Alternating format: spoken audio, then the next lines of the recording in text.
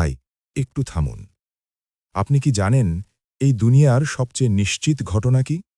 মৃত্যু, যেটা ধনী গরিব বড় ছোট কাউকেই ছাড়বে না।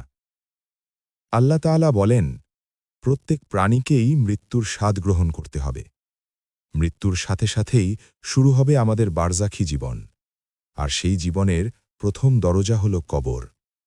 কবর শুধু মাটি না ভাই, এটাই পরকালের প্রথম ঘাঁটি।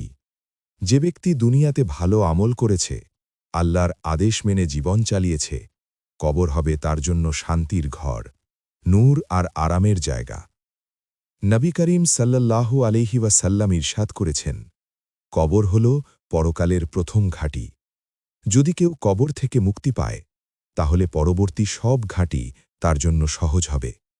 আর যদি কবরেই মুক্তি না পায়, তাহলে পরবর্তী ঘাঁটিগুলো হবে আরও কঠিন।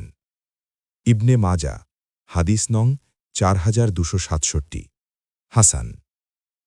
একবার ভাবুন তো, আমরা কি সেই কবরের জন্য প্রস্তুত?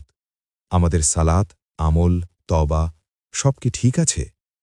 আজকের চ্যালেঞ্জ, আজ থেকেই একটি গুনাহ ছাড়ুন আর একটি ভালো আমল শুরু করুন। ভিডিওটি শেয়ার করুন, হয়তো আপনার শেয়ারটাই কারোর জন্য নাজাতের কারণ হয়ে যাবে। মনে রাখবেন, দুনিয়া ক্ষণস্থায়ী, কবর চিরস্থায়ী জীবনের প্রথম দরজা। আল্লাহ আমাদের সবাইকে কবরের আযাব থেকে হেফাজত করুন। আমিন।